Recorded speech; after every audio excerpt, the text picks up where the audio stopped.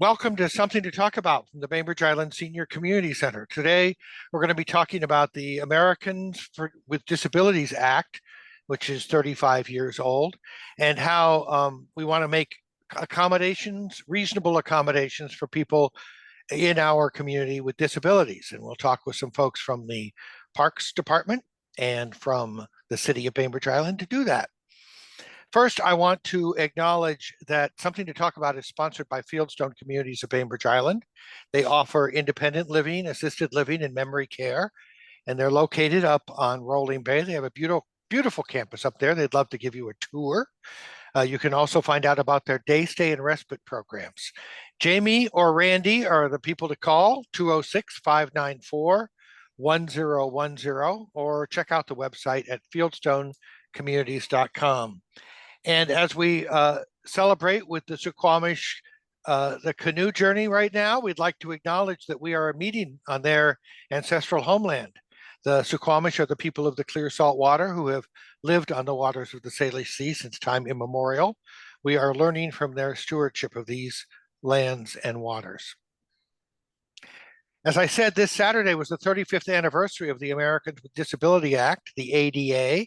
It was signed into law by George Herbert Walker Bush, and it offers civil rights protections to people with mental or physical disabilities and facilities accessed by the public, and businesses and organizations that hire folks need to make reasonable accommodations for people with disabilities as a result of that legislation.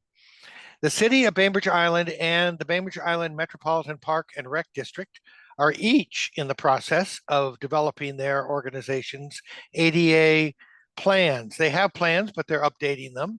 And we have Anshu Wahi, the Equity and Inclusion Manager of Kobe, here along with Peter Corellis, a city engineer at the city of Bainbridge Island, and Matt Keogh, who's a senior planner with BI Parks.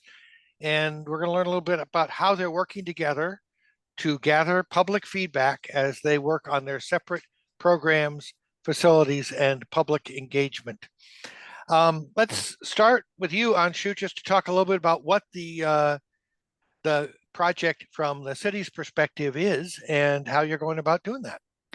Yeah, so as you mentioned, the Americans with Disabilities Act provides that public entities adopt an ADA transition plan to make sure that they're removing barriers and making accessible programs and facilities and buildings that are publicly owned. And so that entails a lot of surveying of of our roads, of our buildings, of our parks, to see where those barriers are, and then prioritizing, how we're going to tackle those things. So there's that part of it, which we're working with consultants to help develop that plan that'll, provide for us sort of a roadmap of how to start, making those changes.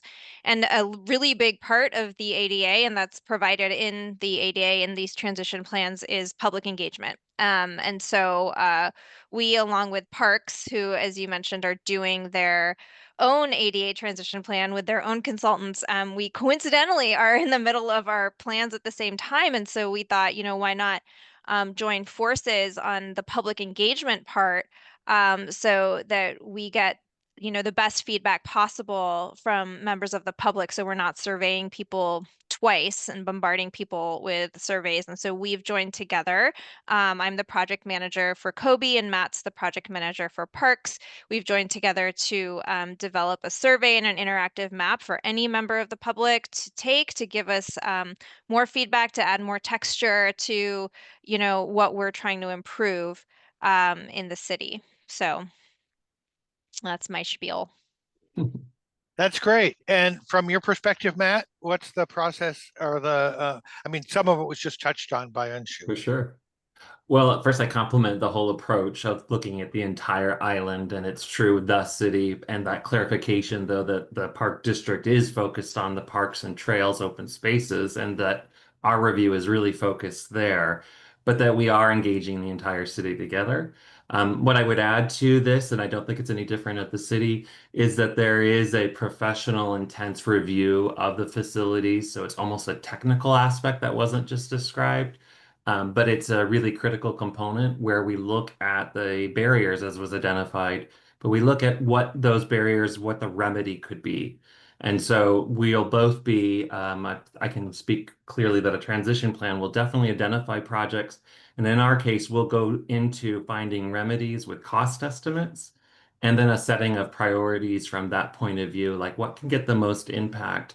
That would be a good consideration, as well as what is available and funding wise, grant wise, even ability for our current budget to afford. So I'm just speaking to the fact that there is a technical side of it, and then there is a product that will really inform what we call capital planning and project planning. So Peter Corellis, can you come in here and talk a little bit about, as an engineer with the city, what parts of this you and your team are most interested in? Yeah, sure, Reed. With the Public Works Department, I'm mostly responsible for helping select the corridors for studying and inventory for this transition plan. We need to get out there and understand where do we score right now? Where do we rank? Do we have a lot of barriers in the community affecting our accessible pathways?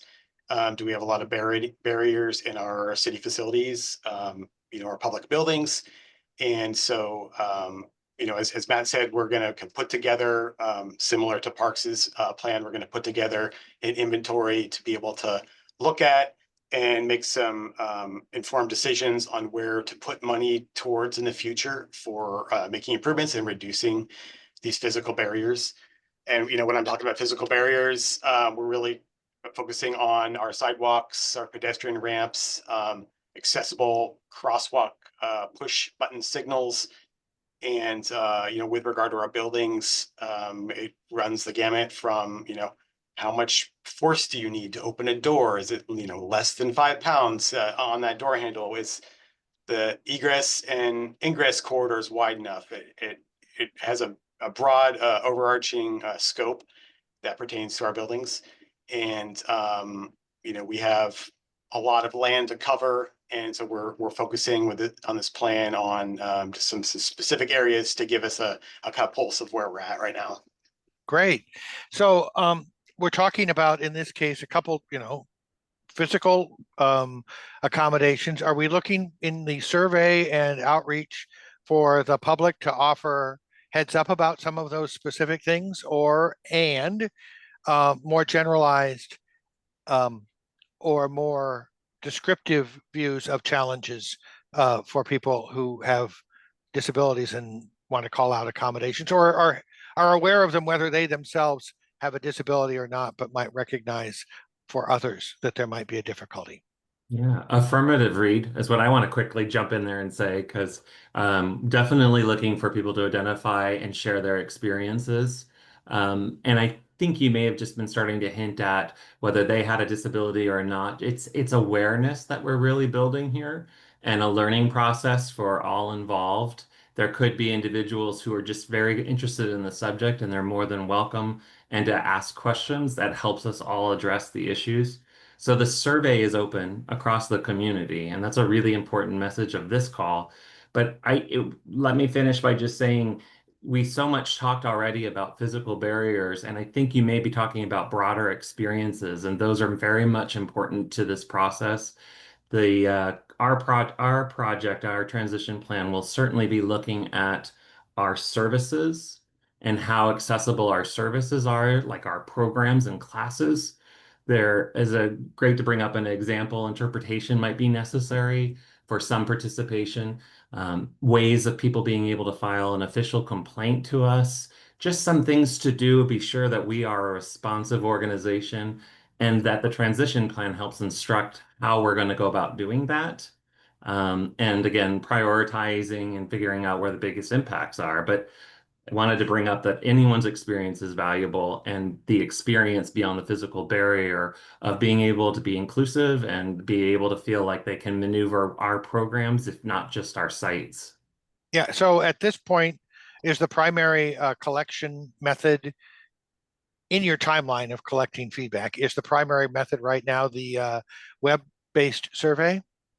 Yeah, it's the survey. I mean, as we were saying, that our consultants are in the process of doing data collection of our sites, of the places that, like Peter and Matt were mentioning. But in terms of community engagement, the primary place to do that is the online survey. And folks can identify themselves on the survey, if they have a disability, if they work with people um who have disabilities, if they're caregivers, if they don't have a disability. It is really for anybody in the community to share their experiences. Right. And like Matt said, it's not just, a sidewalk. It is programming. It's, for the city, we're interested if you want to come to a council meeting, if you want to make public comment and you have a disability, is it easy for you to do so? Is our website accessible? And we already know the answer to that question. And so we're in the process of, trying to look at what we can do, like what's the quote unquote low hanging fruit that we can address um, first. But yeah, the public engagement survey asks questions about all those kinds of things. Yeah, I found it to be very thorough, but not too long. I got through it before I had to feel like I had to give up. And Good. there were a lot of opportunities to give more detailed feedback. So how long is the survey up and how would I get to it? Okay, so the survey will be up probably till the end of September. And we are going to also hold a stakeholder forum in early September, but we wanted to keep the survey open after that. So it's up until then. You get to it by going to bainbridgeislandada.com. I can share my screen. Sure. Yeah, and if you're watching this later, which most everybody is, it's in the in the little description box at the bottom of the YouTube or audio that will have a link. So So okay, can you I see the saw it. screen? No, I saw it briefly, and now Hmm. now it's gone to your other computer. Different window. Yeah. Mhm. So you Hmm, pulled it away somewhere. it did. See, I told you this would happen. I told you guys. There we Did it? go. That's it. Okay. Okay. You see it? Yes. Yep, it So- says BainbridgeIslandADA.com. Right. And so the homepage is, you'll see it's the city and parks together. The homepage really is a brief overview of the transition plan to learn more about the ADA, what we're doing together to try and gather feedback and the types of improvements that we are trying to prioritize. So you can, peruse that, but there are multiple buttons, as you'll see, to take the survey. They're all over the page because we really want to hear from people. So you can click the survey, and then you can take the 30 question survey. But as Reed said, it'll go quickly, hopefully, and you just can answer questions about your experiences in the city, both with public facilities through Kobe and through parks. And then another great thing that we'd really love to hear from people about is to go into the interactive map, which is right here. And you can actually share if there are specific places on the island where you have experienced barriers to accessibility, and you can explain what those barriers were, right? So you can describe the location and then you can also pinpoint it on a map. So you can double click to zoom on the map, or press Control while scrolling up on your mouse to get to a place that you want to get to. And then you can click an area and drop a pin, right? And then you can scroll down and you can share what kind of the concern it is and describe what you've experienced there. And if you want to add a photo, you can add a photo. But it really is to kind of get as specific as possible to help us as we're trying to improve things around the island. Now, of course, since we're talking about ADA and that's the goal, if this website poses a problem for me, is there a way that I can get help? Yeah, I mean, I can tell you that they designed this website with readability and fonts and contrasting for color in mind. And of course, there are some some folks who might need some help with accessing the internet or navigating it as well. And so there are some thoughts of maybe working with somebody who can read out the questions to you, and they can take the survey for you. And that's kind of one of the better solutions I can come up with. Yeah, so if I had questions, is there an email or Matt, would I contact somebody at Parks or any guidance on that? Or at this point, the best result is to keep track of that September meeting and show up at the stakeholders meeting. Well, you can email Matt or I at any time as the project managers, and there's also an email address, which is I believe ADA transition plan at Bainbridge. Let me find it. Okay, Yeah, I'll drop it in the chat. I'll find it for you. thank Do you want you. me to Sorry. keep, do you want me to keep sharing this or? No, I think that's good. Thank Okay. you. Yeah. Thank you. Reed, I would point out at the bottom of the website that was just shown, the Bainbridge Island ADA website, anyone can enter their name and ask for a contact or raise a question. They enter their name and email as a choice. You can do the survey anonymously, but on the front page, before even getting to the survey, you are welcome to utilize that and get in touch with, you don't need to remember, is that a city or is that a park project? Just let us know you're interested and we will be in touch. Great. And I know that you're on separate timelines. There it is, ADA transition plan at bainbridgewa.gov A direct email. is a direct email. And what is the sort of timeline for this for these transition plans for the two organizations? So the city is hoping to have a plan approved by council by the end of 2025. That's the timeline that we're aiming for. Yeah, and at the Park District, we actually are doing a two-phase approach. So we'll be active all of 25 and 26. We have 46 park sites that we're going to be visiting, and they couldn't all be studied in 1 year. So we broke it into two. But we'd also like to aim for compliance, regular ongoing compliance. So there may be a chance to do an interim adoption, at least of some strong policy language. We can't really set all our priorities until all the sites are studied by the end of 26.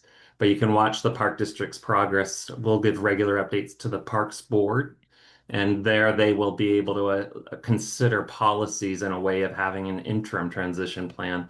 If I had to put a timeline on that, Reed, the interim product would probably be early in the year in 2026, but we won't have a final transition plan till all of our data and site review is done.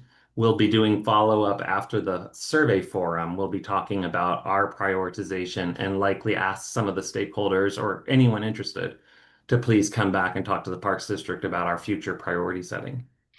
Yeah, and I'm guessing, Peter, that for the city, those facility priorities go on as well, long after the collection of the data. Oh, yeah, that's correct.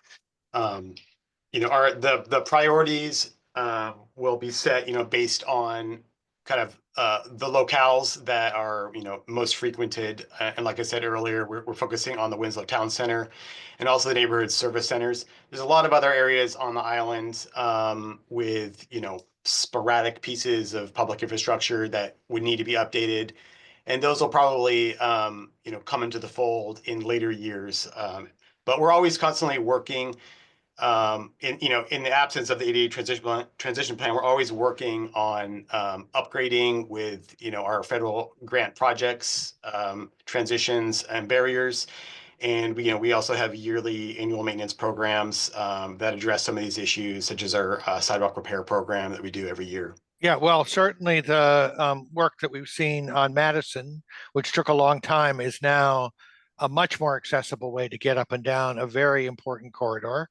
And of course, we're feeling a lot of pain. I'm sure you in the city are hearing a lot about it, about Eagle Harbor Drive. But the plans look like when that is done, that will be a much safer route into the city. And that's a much trafficked area by people on bikes and walking and cars.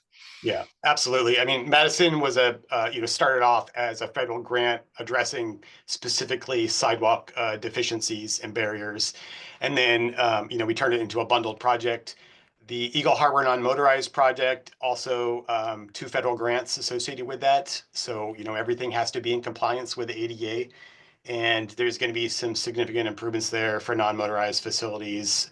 And I think it'll be a great project when we get towards the end of it. One of the things that we heard, we had a little celebration of the ADA on Saturday here at the Senior Community Center. And one of the things we heard from a couple of folks was, you know, for the point of view of people who have a disability, they think of the ADA as the floor, that's the minimum really that we should be able to inclusively engage everybody in our community in participation in community activities. I'm sure nobody's going to disagree with that on this call, but you know, what things do we think about as a community that we need to keep working on? What attitudes do we need to address, either Anshu or Matt, about about how to be, you know, a little above the ADA at least? Yeah, Reed, I'm going to jump on that because our park commissioners, I'm not just trying to flatter them, but they gave direction to us to go above and beyond the ADA. They're really looking for a welcoming environment. That's a big word too. What does it really mean? Well, some examples came up like safety and lighting. That could be a barrier, I suspect, but I think it's broader than just what is typically thought of with physical improvements.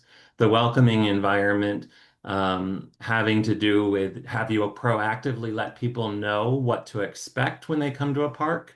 Has there a sense of where to get extra information? Some of these things probably would complement a transition plan, but they're above and beyond to have proactive communication, even upon arrival, to know where things are located is an important concept to us. Our parks are, I would say, could be large, could be confusing. The accessible route should always be marked and understood, parking as well. But then there's that idea of how does the experience go from there? And we're listening. And yeah, our park commissioners are really excited that we might see parking lots and I'd even say lobbies that are just really thoughtful. Yeah, and I'd say to hop on what Matt said, which is all very true. I mean, I think that's why this survey and the stakeholder forum are going to be so important, because that's where we get to actually hear from people about their experiences.